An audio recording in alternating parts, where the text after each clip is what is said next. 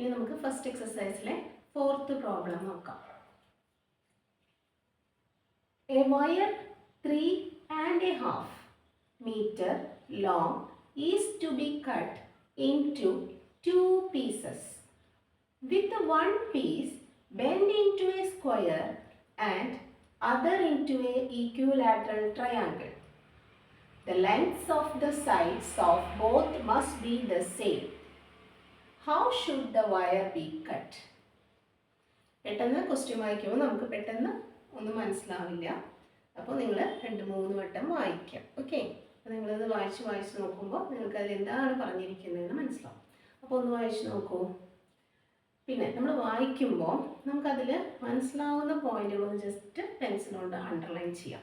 അപ്പോൾ നമുക്കത് ചെയ്യുന്ന സമയത്ത് കുറച്ച് യൂസ്ഫുൾ ആയിരിക്കും.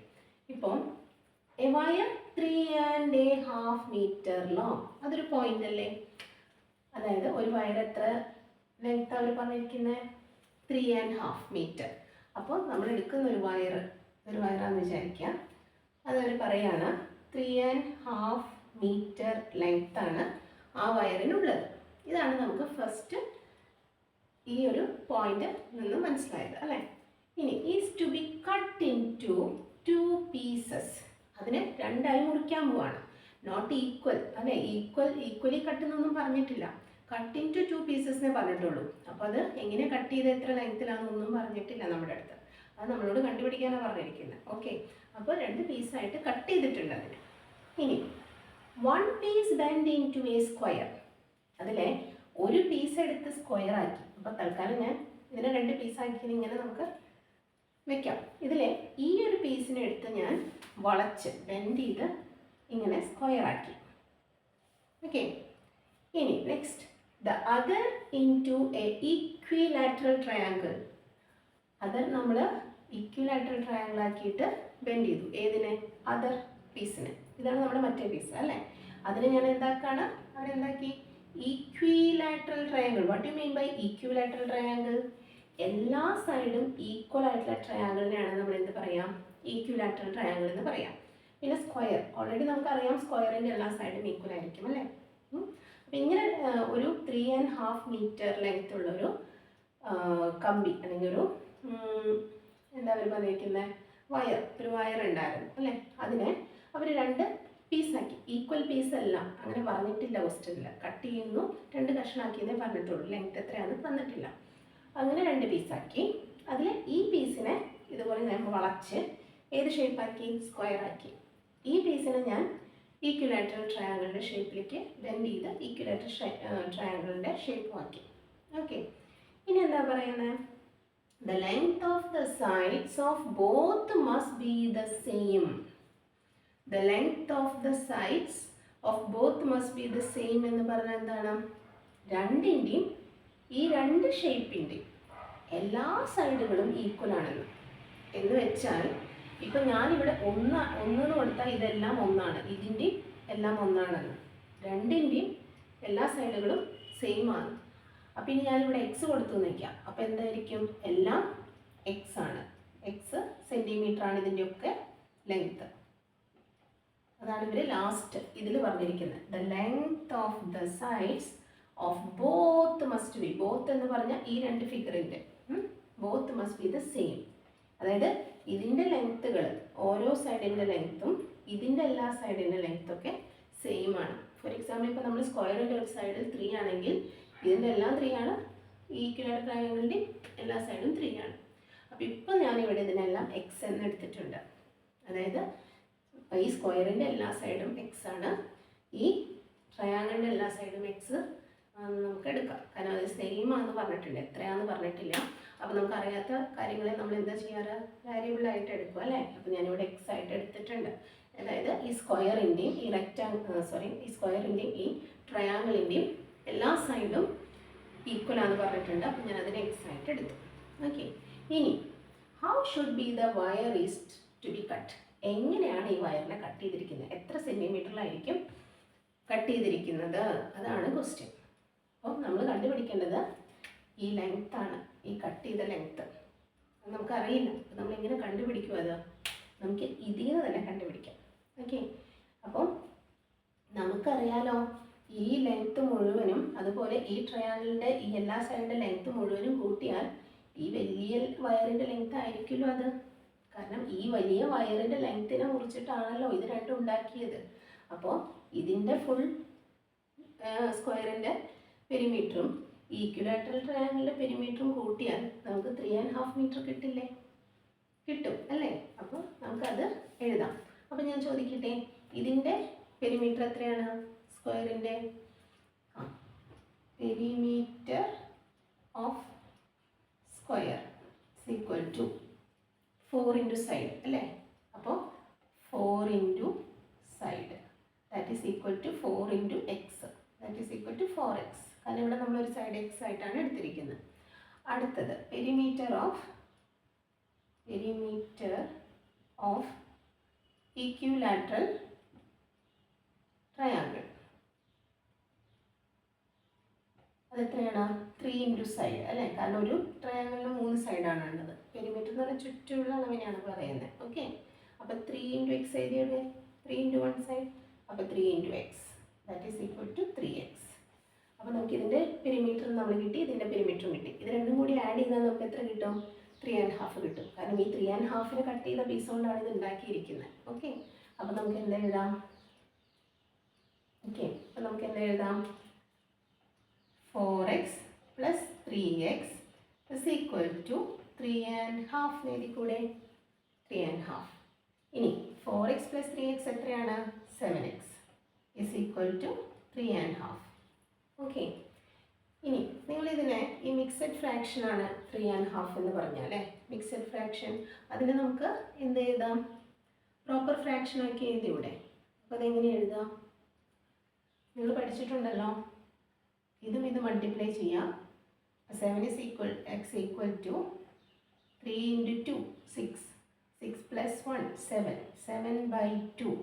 ഇങ്ങനെ നമുക്ക് എന്താക്കി എഴുതാം? ഇംപ്രോപ്പർ ഫ്രാക്ഷൻ ആക്കി എഴുതാം അല്ലേ? ഇതൊരു ഇംപ്രോപ്പർ ഫ്രാക്ഷനാണ്.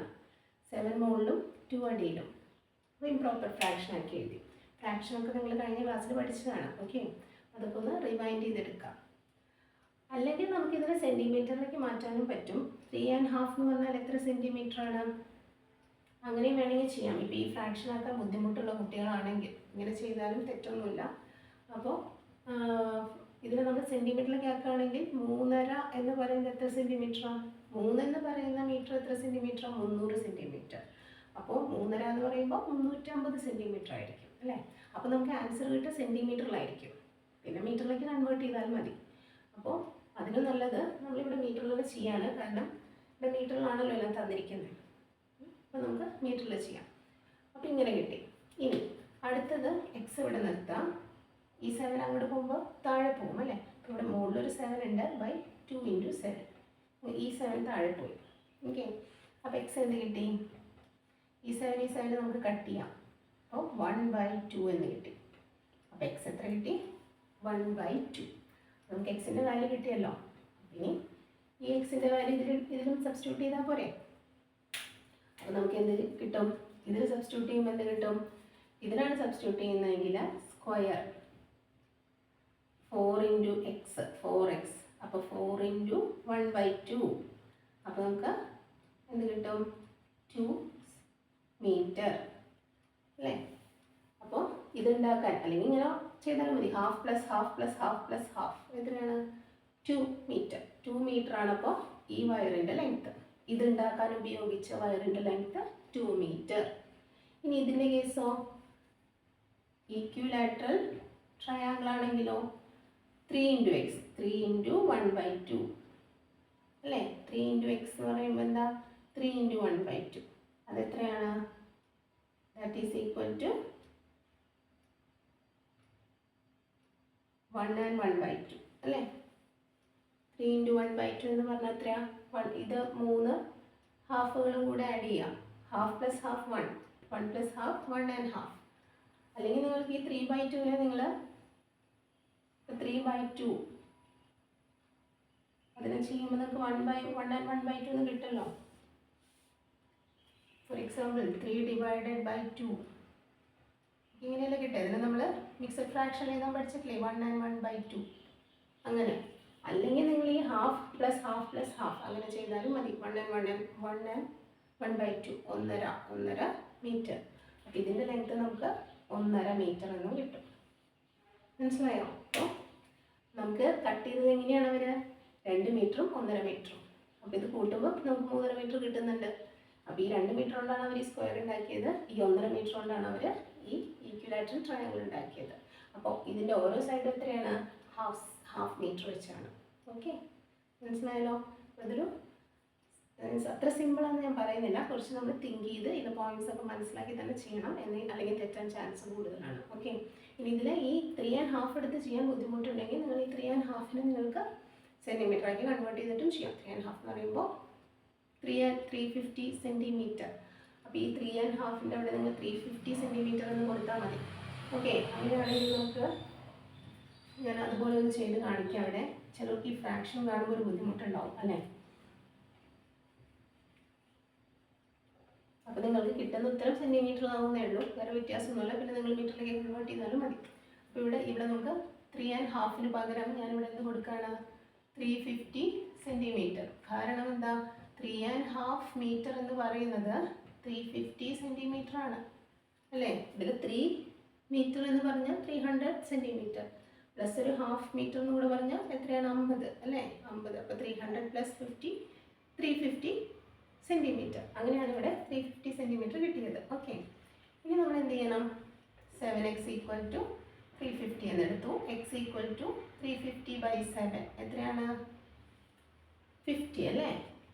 50 സെൻറ്റിമീറ്റർ. അപ്പോൾ ഇത് ഓരോന്നും x 50 സെൻറ്റിമീറ്റർ. അപ്പോൾ 50 സെൻറ്റിമീറ്റർ ആകുമ്പോൾ നമുക്ക് സ്ക്വയറിൻ്റെ എങ്ങനെ കാണാം? സ്ക്വയറിൻ്റെ നമ്മൾ 4x ആണല്ലേ? അപ്പോൾ 4 × 50 അതായത് 200 സെൻറ്റിമീറ്റർ, അതായത് 2 മീറ്റർ. അടുത്തത് ഈക്വിലാറ്ററൽ ട്രയാങ്കിൾ 3x അല്ലേ? 3x അല്ലേ? അപ്പോൾ 3 × 50 അതായത് 150 സെൻറ്റിമീറ്റർ, അതായത് 1.5 മീറ്റർ. ഓക്കെ, അപ്പോൾ കട്ട് ചെയ്തത് 2 മീറ്റർ ആൻഡ് 1.5 മീറ്റർ. അങ്ങനെയും കണ്ടുപിടിക്കാം. മറ്റേ മെത്തേഡ് ഫ്രാക്ഷൻ ആക്കി ചെയ്തിട്ടും കണ്ടുപിടിക്കാം, ഇതുപോലെയും കണ്ടുപിടിക്കാം. ഓക്കെ, 2 മെത്തേഡും ഏത് ചെയ്താലും കുഴപ്പമില്ല, നിങ്ങൾ ഫൈനൽ ആൻസറിൽ എത്തും. എല്ലാവരും ഈ പ്രോബ്ലം നന്നായി വായിച്ച് മനസ്സിലാക്കി ചെയ്ത് പഠിക്കാം. ഓക്കെ, ഇനി നമുക്ക് ഈ എക്സസൈസിലെ ലാസ്റ്റ് പ്രോബ്ലം ചെയ്ത് നോക്കാം. Okay, 5th problem. In a class there are 4 more girls than boys. ഒരു ക്ലാസ്സിൽ ആരാണ് കൂടുതൽ? ഗേൾസ് ആണ് കൂടുതൽ. ബോയ്സിനേക്കാളും 4 നമ്പർ കൂടുതലാണ് ഗേൾസ്. ഓക്കെ, അപ്പോൾ നിങ്ങളുടെ ക്ലാസ്സിൽ ഇപ്പോൾ ബോയ്സും ഗേൾസും ഉള്ള ക്ലാസ് ആണെങ്കിൽ ഗേൾസ് 20 ആണെങ്കിൽ ബോയ്സ് 16. അതായത് ബോയ്സിൻ്റെ എണ്ണത്തിനേക്കാളും 4 എണ്ണം കൂടുതലാണ് ഗേൾസ്. ഓക്കെ, ജസ്റ്റ് ഞാൻ നമ്പർ വെച്ച് പറഞ്ഞു തന്നല്ലോ, അതല്ല നമ്മുടെ കണക്കൊന്നതല്ല. അപ്പോൾ ബോയ്സിൻ്റെ എണ്ണത്തിനേക്കാളും 4 എണ്ണം കൂടുതലാണ് ഗേൾസിൻ്റെ number. Okay, on a day ഒരു ദിവസം when only 8 boys were absent, ഒരു സെറ്റ് ബോയ്സ് ആബ്സെൻ്റ്. അപ്പോൾ നിങ്ങളുടെ ക്ലാസ്സിൽ ഒരു 8 ബോയ്സ് ആബ്സെൻ്റ്. അപ്പോൾ നമ്മൾ എന്താണ്? ബോയ്സിൻ്റെ എണ്ണം 8 എണ്ണം കുറയില്ല അന്നത്തെ ദിവസം. Okay, the number of girls was twice the number of boys. അപ്പോൾ അന്ന് നോക്കിയപ്പോൾ ഗേൾസിൻ്റെ എണ്ണം അവിടെ ഉണ്ടായിരുന്ന പ്രസൻ്റ് ആയിരുന്ന ബോയ്സിൻ്റെ എണ്ണത്തെക്കാളും ട്വൈസ് ആയിരുന്നു. ട്വൈസ് എന്ന് പറഞ്ഞാൽ എന്താ? ഇരട്ടി. ഓക്കെ, അപ്പോൾ × 2. ഫോർ എക്സാമ്പിൾ, അന്ന് ഗേൾസ് ബോയ്സ് 8 ആൾ മുടങ്ങിയല്ലോ. അപ്പോൾ 8 ആൾ മുടങ്ങിയപ്പോൾ ബാക്കി ഉണ്ടായിരുന്ന ബോയ്സ് 10 ആണെങ്കിൽ അപ്പോൾ × 2 അപ്പോൾ എത്രയാണ്? 20 ഗേൾസിൻ്റെ എണ്ണം. അങ്ങനെ. ഓക്കെ, അപ്പോൾ ഇത്രയേ ഉള്ളൂ. നിങ്ങൾ വല്ലാതെ ചിന്തിച്ച് ബുദ്ധിമുട്ടുണ്ട്. നമുക്കിത് ഇക്വേഷൻ ഇട്ടിട്ട് സിമ്പിളായിട്ട് സോൾവ് ചെയ്ത് ചെയ്യാവുന്നതേ ഉള്ളൂ. നമ്മൾ ഈ പറഞ്ഞിരിക്കുന്ന കണ്ടീഷനൊക്കെ ഒന്ന് ഇക്വേഷനിൽ എഴുതിയാൽ മതി. ഓക്കെ, അത് നമുക്ക് സോൾവ് ചെയ്താൽ ഈസി ആയിട്ട് ഗേൾസിൻ്റെയും ബോയ്സിൻ്റെയും ഒക്കെ എണ്ണം കണ്ടുപിടിക്കാം. ഓക്കെ, അപ്പോൾ നമുക്ക് അത് ഇക്വേഷനിൽ എങ്ങനെ കൊടുക്കും നോക്കാം. അപ്പോൾ there are 4 more girls than boys എന്ന് പറഞ്ഞിട്ടുണ്ട് അല്ലേ? അപ്പോൾ ഗേൾസിൻ്റെ എണ്ണം എന്ന് പറയുന്നത് ബോയ്സിൻ്റെ എണ്ണത്തെക്കാളും 4 കൂടുതലാണ്. ഇവിടെ ഞാൻ ഗേൾസിന് G എന്നും ബോയ്സിൻ്റെ എണ്ണത്തിന് B എന്നുമാണ് എടുക്കുന്നത്. അപ്പോൾ നിങ്ങളുടെ ടെക്സ്റ്റിൽ അല്ലെങ്കിൽ നിങ്ങൾ ചെയ്യുമ്പോൾ X Y ആണ് നിങ്ങൾ സ്കൂളിലൊക്കെ എടുക്കുന്നതെങ്കിൽ X Y കൊടുത്താൽ മതി. ഓക്കെ, ഞാൻ നിങ്ങൾക്ക് ഈസി ആയിട്ട് മനസ്സിലാകാൻ വേണ്ടിയിട്ടാണ് ഇവിടെ G എന്നും B എന്നും കൊടുക്കുന്നത്. അപ്പോൾ നിങ്ങൾക്ക് പെട്ടെന്ന് ഇത് ഗേൾസ് ആണെന്നും ബോയ്സ് ആണെന്നും മനസ്സിലാവും. നമ്മൾ X Y കൊടുക്കുകയാണെങ്കിൽ നിങ്ങൾക്ക് X ഏതാണ് Y ഏതാണെന്ന് ആലോചിക്കേണ്ടി വരുമല്ലോ, അതുകൊണ്ടാണ്. നിങ്ങൾ ഇത് മനസ്സിലാക്കി കഴിഞ്ഞാൽ എക്സും വൈയിട്ട് ചെയ്തിട്ട് നമുക്ക് ഈസി ആയിട്ട് ചെയ്യാൻ പറ്റും. ഓക്കെ, അപ്പോൾ നമ്മൾ മനസ്സിലാക്കാൻ വേണ്ടി ഇപ്പോൾ നമുക്ക് ജിയും ബിയും എന്ന് കൊടുക്കാം. അപ്പോൾ ഗേൾസിൻ്റെ എണ്ണം ബോയ്സിൻ്റെ എണ്ണത്തേക്കാൾ 4 കൂടുതലാണ്. അപ്പോൾ ഗേൾസിൻ്റെ എണ്ണത്തിന് ജി എന്ന് എടുത്തു. അപ്പോൾ ബോയ്സിൻ്റെ എണ്ണത്തേക്കാൾ 4 കൂടുതൽ എന്ന് പറയുമ്പോൾ P+4 എന്ന് എഴുതി. അപ്പോൾ ഇതിന് നമുക്ക് ഇക്വേഷൻ ആക്കി കൊടുക്കാം. ഇക്വേഷൻ 1 എന്ന് കൊടുത്തു. ഓക്കെ, നെക്സ്റ്റ് എന്താ പറയുന്നത്, ഒരു ദിവസം ബോയ്സിൽ 8 ആൾ വന്നില്ല. ബോയ്സിൽ എന്താണ് 8 പേര് വന്നില്ല. അതായത് ബോയ്സിൻ്റെ എണ്ണം -8 അല്ലേ. ബോയ്സിൽ നിന്ന് 8 കുറച്ചു, കാരണം 8 ആളെന്ന് ആബ്സെൻ്റ് ആയിരുന്നു. അപ്പോൾ എന്താ പറയുന്നത്, ഗേൾസിൻ്റെ എണ്ണം എന്താണ്, ഈ ബോയ്സിൻ്റെ എണ്ണത്തിൻ്റെ ഇരട്ടിയായിരുന്നു എന്ന്. അപ്പോൾ ഗേൾസിൻ്റെ എണ്ണം എന്ന് പറയുന്നത് ഈ ബോയ്സിൻ്റെ എണ്ണം, അന്ന് പ്രസൻ്റ് ആയ ബോയ്സ് ഇത്ര ആയിരിക്കില്ലേ. അതായത് ആകെയുള്ള ബോയ്സിൻ്റെ എണ്ണത്തിൽ നിന്ന് 8 കുറച്ചാൽ ഉള്ള നമ്പർ, അതൊരു നമ്പർ അല്ലേ. ആ ബോയ്സിൻ്റെ എണ്ണം അന്ന് പ്രസൻ്റ് ആയ ബോയ്സിൻ്റെ എണ്ണം അല്ലേ. അവരുടെ ഇരട്ടി എന്ന് പറഞ്ഞാൽ എന്താ, × 2. ഓക്കെ, അപ്പോൾ ഈ ബോയ്സിൻ്റെ എണ്ണത്തിൻ്റെ ഈ ബോയ്സ് എന്ന് പറയുന്നത് എന്താ, അന്നത്തെ ദിവസം ആബ്സെൻ്റ് ആയ ബോയ്സിൻ്റെ എണ്ണം കുറച്ചുള്ള ബാക്കിയുള്ള ബോയ്സിൻ്റെ എണ്ണമാണിത് അല്ലേ. B-8 എന്ന് പറയുമ്പോൾ അതിൻ്റെ ഇരട്ടി എന്ന് പറയുമ്പോൾ × 2 ആണ് അന്ന് ഗേൾസിൻ്റെ ടോട്ടൽ. ഗേൾസ് മുടക്കൊന്നുമില്ല, girls all are present. So അപ്പോൾ 2 ഗേൾസിൻ്റെ കണ്ടീഷനാണിത്. ശരിക്കും ആ ക്ലാസ്സിൽ ബോയ്സിനേക്കാളും 4 കൂടുതലാണ് ഗേൾസ്. പിന്നെ ഒരു കണ്ടീഷൻ കൂടെ പറഞ്ഞിരിക്കുന്നത്, ഒരു ദിവസം 8 ബോയ്സ് ആബ്സെൻ്റ് ആയപ്പോൾ ഗേൾസിൻ്റെ എണ്ണം എന്ന് പറയുന്നത് ആബ്സെൻ്റ് ആയ ബോയ്സിൻ്റെ എണ്ണത്തിൻ്റെ ഇരട്ടിയായിരുന്നു. ഇതാണ് ആബ്സെൻ്റ് ആയ ബോയ്സിൻ്റെ എണ്ണം 8. അപ്പോൾ പ്രസൻ്റ് ആയ ബോയ്സിൻ്റെ എണ്ണം എന്തായിരിക്കും, B-8 അല്ലേ. ഈ B-8 എന്ന് പറയുന്നത് അന്ന് ബാക്കിയുള്ള ബോയ്സിൻ്റെ എണ്ണം അല്ലേ, അതിൻ്റെ ഇരട്ടി എന്ന് പറയുമ്പോൾ × 2, അതാണ് ഗേൾസിൻ്റെ എണ്ണം. അപ്പോൾ ഇങ്ങനെ 2 കണ്ടീഷനാണ് നമുക്കുള്ളത്. ഇത് വെച്ച് നമുക്ക് ഇക്വേഷൻ ഉണ്ടാക്കി സോൾവ് ചെയ്യാൻ പറ്റും.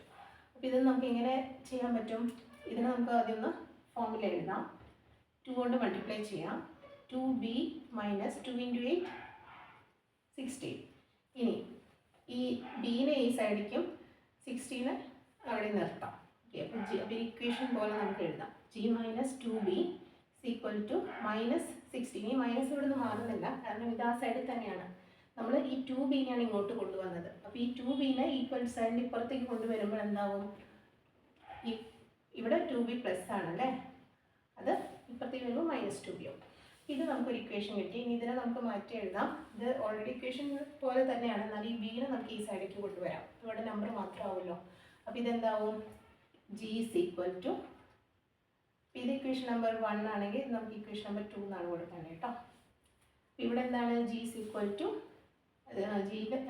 നമുക്ക് ബീനെ ഇങ്ങോട്ട് കൊണ്ടുവരാം. അപ്പോൾ g - b = ഈ 4 ഇവിടെ തന്നെ, ഇതിനെ 1 അല്ലേ. ഇതാണ് നമ്മൾ ഇക്വേഷൻ നമ്പർ 1 നമ്മൾ കൊടുത്തിരുന്നത്.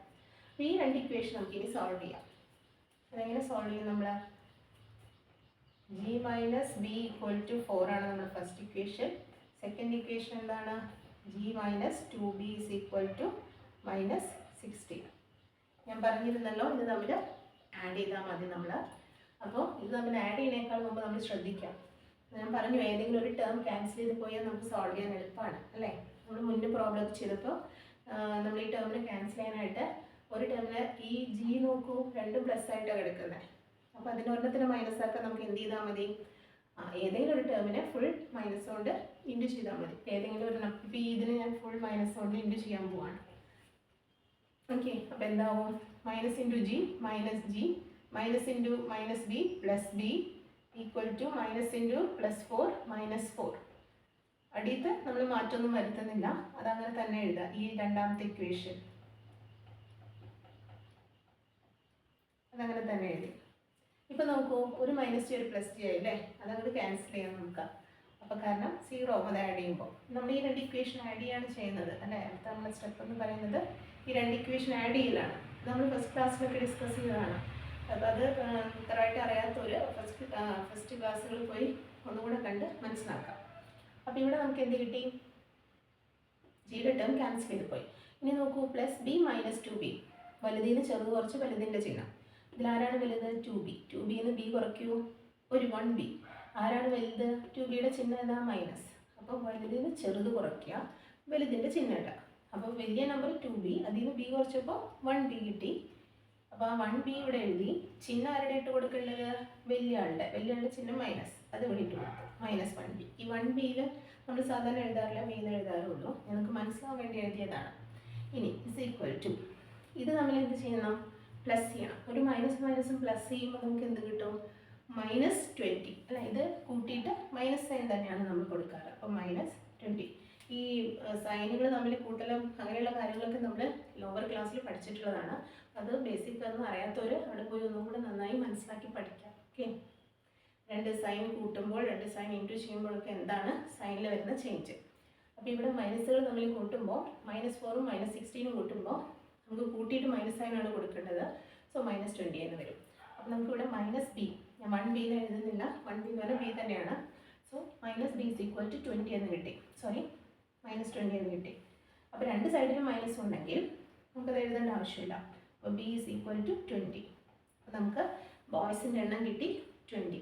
സിമ്പിളായല്ലോ. ബോയ്സിൻ്റെ എണ്ണം 20 ആണെങ്കിൽ ഗേൾസിൻ്റെ എണ്ണം എത്രയാണ്? 24. കാരണം ഓൾറെഡി അവർ പറഞ്ഞിട്ടുണ്ടല്ലോ ബോയ്സിൻ്റെ എണ്ണത്തിനേക്കാൾ 4 കൂടുതലാണ് ഗേൾസ് എന്ന്. സോ ഗേൾസിൻ്റെ എണ്ണം എന്ന് പറയുന്നത് ഞാനിവിടെ എഴുതുന്നുണ്ട്. ഗേൾസിൻ്റെ എണ്ണം എന്ന് പറയുന്നത് ബോയ്സിൻ്റെ എണ്ണം +4 ആണ്. സോ ഗേൾസിൻ്റെ എണ്ണം ബോയ്സിൻ്റെ എണ്ണത്തിൻ്റെ ഇവിടെ സബ്സ്റ്റിറ്റ്യൂഷൻ കൊടുക്കുക. അപ്പോൾ അത് നമുക്ക് 24 എന്ന് കിട്ടും. അപ്പോൾ ഗേൾസ് 24ഉം ബോയ്സ് 20 എന്ന് കിട്ടി. അപ്പോൾ നിങ്ങൾ ഈ ജിയും ഡിയും ഒന്നും കണ്ട് പേടിക്കേണ്ട. ഞാൻ എക്സിനും വൈക്കും പകരം ജി ബി എന്ന് എടുത്തുന്നുള്ളൂ. അപ്പോൾ ജി നിങ്ങൾക്ക് ഗേൾസിൻ്റെ എണ്ണം, ബി ബോയ്സിൻ്റെ എണ്ണം നിങ്ങൾക്ക് ഈസിയായി മനസ്സിലാക്കാൻ വേണ്ടിയിട്ടാണ്. ഇനി നിങ്ങൾ ഇത് തന്നെ എക്സും വൈ ഇട്ട് ചെയ്ത് നോക്കിയാലും കുഴപ്പമില്ല.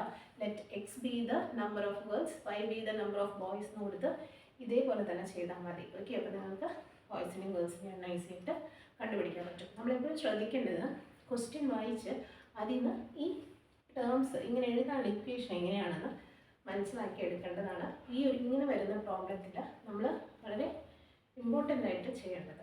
ആ ഒരു സ്റ്റെപ്പ് നമുക്ക് കിട്ടിക്കഴിഞ്ഞാൽ ബാക്കി സോൾവ് ചെയ്യാൻ നമ്മളൊക്കെ ഒരേപോലെ തന്നെയാണ് മിക്ക പ്രോബ്ലംസിലും വരാം. ഓക്കെ, നിങ്ങൾ ക്വസ്റ്റ്യൻ വായിക്കാനും ക്വസ്റ്റ്യൻ വായിച്ച് മനസ്സിലാക്കാനും അതിൽ നിന്ന് ഇക്വേഷൻസ് ഉണ്ടാക്കാനും നന്നായി ശ്രദ്ധിച്ച് പഠിക്കണം. ഓക്കെ, അപ്പോൾ നമ്മുടെ ഈ ചാപ്റ്ററിൽ ഫസ്റ്റ് എക്സസൈസ് നമ്മൾ കംപ്ലീറ്റ് ചെയ്ത് കഴിഞ്ഞു. അപ്പോൾ എല്ലാവരും ഇത് മുഴുവൻ ചെയ്ത് പഠിക്കുക. നന്നായി വീഡിയോ വേണമെങ്കിൽ റിവൈൻഡ് ചെയ്ത് കണ്ട് മനസ്സിലാക്കി ഓരോ സ്റ്റെപ്പും മനസ്സിലാക്കി ചെയ്ത് പഠിക്കുക. ഓക്കെ, അപ്പോൾ നമുക്ക് എക്സസൈസ് 2 ഇനി അടുത്ത ക്ലാസ്സിൽ ചെയ്യാം. Thank you.